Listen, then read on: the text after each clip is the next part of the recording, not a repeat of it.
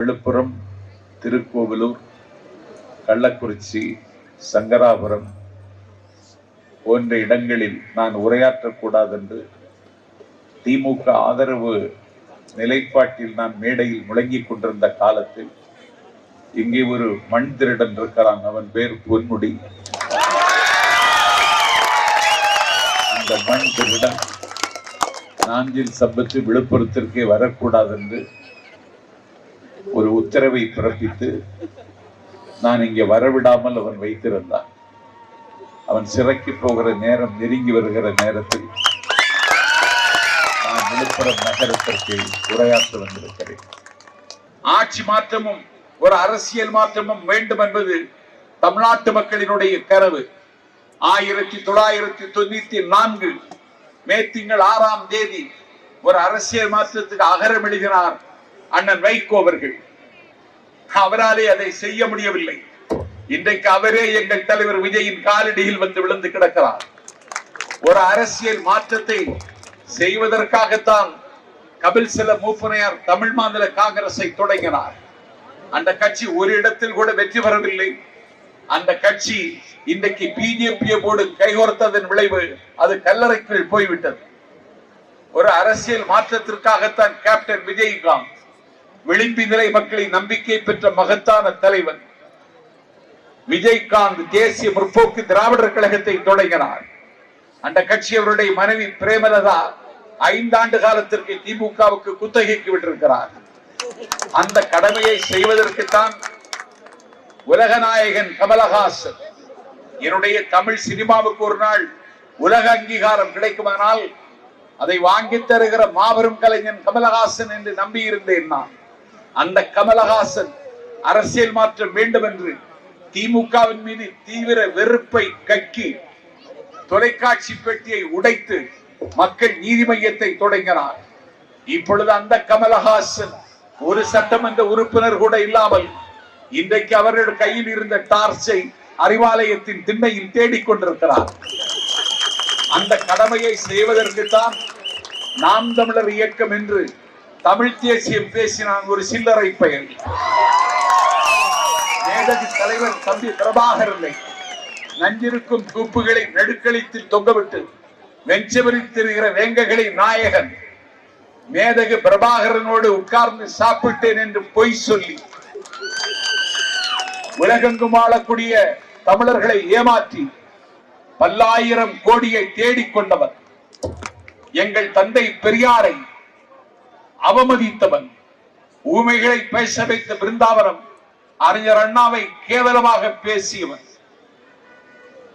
திராவிடத்தை பழிக்கிறேன் என்கிற பெயரால் தமிழ் தேசியத்தை முன்னெடுத்து இந்த நாட்டு பல இளைஞர்களின் மூளை செலவை செய்தவன், அந்த சீமான் என்கிற சில்லறை பெயர் தான் தொடங்கிய கட்சியை நடத்த முடியாமல் இன்றைக்கு திண்டாடுகிறான், திணறுகிறான். இன்றைக்கு திமுகவை சார்ந்த அனிதா ராதாகிருஷ்ணன் தாய்மாமன் சீர்கொண்டு போகிறார், வெட்கமில்லாமல் சிரித்துக் கொண்டு வாங்குகிறான். இப்படி கூலி கைக்கூலியாக இருப்பதில் சுகம் காணுகிற அந்த நாம் தமிழர் கட்சி தமிழக வெற்றி கழகத்தின் வருகையால் இன்றைக்கு கல்லறைக்கு போய்கொண்டிருக்கிறது. அடுத்த தேர்தலில் 2029 பாராளுமன்ற தேர்தலில் தமிழ்நாட்டில் நாஞ்சில் சம்பத்து விழுப்புரத்தில் சொல்லுகிறேன், நாம் தமிழர் கட்சி உயிரோடு இருக்காது. இப்பொழுதே அந்த கட்சியை நாங்கள் பாடையில் வைத்திருக்கிறோம். எங்கள் தலைவர் நடுநாட்டுக்கு பிரச்சாரத்துக்கு வரவில்லை, கடலூருக்கு பிரச்சாரத்துக்கு வரவில்லை. ஒரு புதிதாக ஒரு பொது தேர்தலை எதிர்கொள்ள போகிறோம். பிறைவில கண்ட திமுகவை வீழ்த்துவதற்கு திட்டமிடுகிறோம் என்று உட்கார்ந்த இடத்திலிருந்து விடிய விடிய சிந்தித்து வீக வகித்து நாட்டு மக்களுக்கு வேண்டுகோள் விடுத்து இன்றைக்கு தமிழ்நாட்டு மக்கள் அதற்கு அமோக ஆதரவை தந்தார்கள். எங்களுக்கு இந்த மேஜிக் நம்பர் 118 எங்களுக்கு கிடைக்கவில்லை. நாஞ்சில் சம்பத் கண்ணீர் சிந்தினேன், கதறி அழுதேன், நாடெல்லாம் சுற்றி வந்து நான் பேசினேன். என் பெருமைக்குரியவர்களே, காணப்பறவையின் கலகல என்னும் ஓசையை விட, மதகை உடைத்துக் கொண்டு வருகிற தண்ணீரின் ஓசையை விட, யானையின் பிளிரல் ஓசையை விட சிங்கத்தின் கர்ஜனை ஓசையை விட, புலியின் உருமல் ஓசையை விட, தயிர் கடைகிற பொழுது என் தாய்மார் தயிர் கடைகிறவர்களுக்கு வருகிற மத்து ஓசையை விட, ஆலய மணியின் ஓசையை விட, அதிகாலை துயிலெழுப்புகின்ற திருப்பள்ளி எழுச்சி சுப்பிரபாதத்தின் ஓசையை விட, ஆலய மணியின் ஓசையை விட, ஆழக்கடலின் ஓசையை விட உன்னதமான ஓசை விசிலின் ஓசை. இதற்கு வாக்களியுங்கள் என்று நாடு முழுக்க சுற்றி கேட்டேன். பண்டிகளின் முன்னால் முத்தை சிதறவிடாதேயுங்கள், பரிசுத்தமானதை நாய்க்கு கொடாதேயுங்கள், ஆழ்விற்று பொன்வாங்கியோர் செய்த பூனை ஆந்தைக்கு கட்டி மகிழாதீர்கள், நீள்வெட்ட பொன் மாளிகை கட்டி பேயினை நேர்ந்து குடியேற்றி விடாதீர்கள், செருப்புக்கு தோல் வேண்டி செல்வ குழந்தையை கொன்று விடாதீர்கள், வழியிருக்க குழியில் விழுந்து விடாதீர்கள், கரும்பிருக்க இரும்பை மென்று விடாதீர்கள், கனியிருக்க காயை கவர்ந்து விடாதீர்கள். காயம்பட்டு தமிழகத்திற்கு மருந்தாகவும் விருந்தாகவும் இருக்கிற எங்கள் தலைவர் விஜயை புறக்கணித்துவிட்டு புறம்போக்குகளுக்கு வாக்களித்து விடாதீர்கள் என்று நாடெல்லாம் சுற்றி நான்கில் செல்வத்தை நான் கேட்டேன். ஆட்சி அமைப்பதற்கான மேஜிக் நம்பர் 118 எங்களுக்கு கிடைக்கவில்லை, 107 தான் கிடைத்தது. இந்த ஆட்சி அமையக்கூடாது என்பதிலே அப்போதும் திமுக அக்கறையாக இருந்தது. மார்க்சிய கம்யூனிஸ்ட் கட்சியினுடைய 2 சட்டமன்ற உறுப்பினர்களை எடப்பாடி தலைமையில் அதிமுக ஆட்சி அமைக்க நீங்கள் ஆதரவு கொடுங்கள் என்று 75 ஆண்டு காலம் பவளவிழா காணுகிற கட்சியின் தலைவர் அண்ணன் ஸ்டாலின், ஒரு 60 ஆண்டு கால அரசியல் அனுபவம் உள்ள அண்ணன் ஸ்டாலின், தாவேக்கு ஆட்சி அமைந்துவிடக் கூடாது என்பதற்காக அதிமுக ஆட்சி அமைப்பதற்கு மார்க்சிய கம்யூனிஸ்ட் இடத்தில் இவர் பிச்சை கேட்டார். அவ்வளவு வன்மம் ஸ்டாலினிடத்தினுடைய நெஞ்சத்தில் இருந்தது. எங்கள் தலைவர், எங்கள் இணை பொதுச் செயலாளர் நிர்மல் குமார் அவர்களை இந்திய கம்யூனிஸ்ட் கட்சி மார்க்சிய கம்யூனிஸ்ட் தலைவரிடத்திலே பேச சொன்னார். ஆதவ அர்ஜுனா பேசினார். மதசார்பற்ற அணியில் இருக்கிற எல்லா தலைவர்களோடும் நாங்கள் பறந்து பறந்து பேசி ஒரு மதசார்பற்ற அணிதான் தமிழ்நாட்டை ஆள முடியும், ஒரு பாசிசம் காலூன்று அனுமதிக்க முடியாது, எப்படியாவது ஒரு கவர்னர் ஆட்சியை கொண்டு வர வேண்டும், அதன் மூலம் தமிழ்நாட்டில் பிஜேபி ஆட்சி கொல்லைப்புறமடியாக நடக்க வேண்டும் என்று நினைத்தவருடைய கனவை தவிடு பொடியாக்கி மார்க்சிய கம்யூனிஸ்ட் கட்சி, இந்திய கம்யூனிஸ்ட் கட்சி, இந்திய யூனியன் முஸ்லிம் லீக், காங்கிரஸ், விடுதலை சிறுத்தைகள் 121 பேர் ஆதரவோடு நாங்கள் இன்றைக்கு ஆட்சி நடத்தி கொண்டிருக்கிறோம். என்ன குறை கொண்டீர்கள்? என்ன குற்றம் செய்தோம்? இன்றைக்கும் இந்த ஆட்சியை கவிழ்க்க முடியும் என்று பேசுகிறீர்கள். 6 மாதத்தில் தாவேக்கு ஆட்சிக்கு முடிவு வந்துவிடும் என்று அண்ணன் ஸ்டாலின் பேசுகிறார். அவருடைய சற்புத்திரன் உதவா நிதியாக இருக்கிற உதயநிதி உளறி கொட்டுகிறார். 6 மாதத்தில் ஆட்சி எப்படி கலைந்துவிடும்? மார்க்சிய கம்யூனிஸ்ட் கட்சி ஆதரவை திரும்ப பெறுவோம் என்று அறிவித்ததா? இந்திய கம்யூனிஸ்ட் கட்சி தாவேகா தலைவர் விஜய்க்கு கொடுத்த ஆதரவை திரும்ப பெறுவோம் என்று அறிவித்ததா? இந்திய யூனியன் முஸ்லிம் லீக் ஆதரவை திரும்ப பெறுவோம் என்று அறிவித்ததா? விடுதலை சிறுத்தைகள் ஆதரவை திரும்ப பெறுவோம் என்று அறிவித்ததா?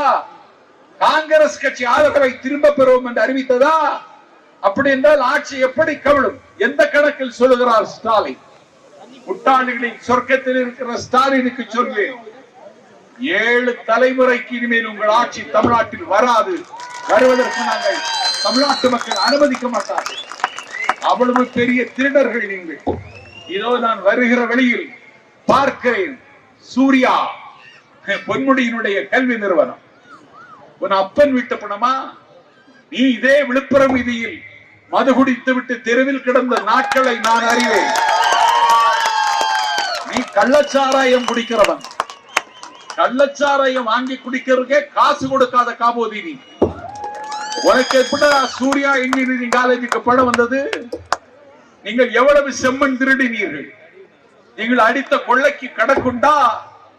ஏவா வேலு என்று ஒருவன் ரொம்ப அழகாக இருப்பான். ஆண்டுதோறும் நடைபெறுகிற ஆணழகன் போட்டியில் அவன் தான் தங்கப்பதக்கம் வாங்குகிறான்.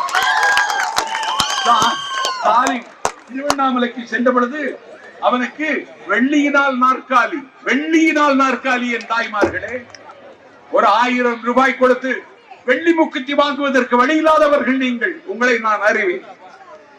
முதலமைச்சர் ஸ்டாலினுக்கு வெள்ளியினால் நாற்காலி.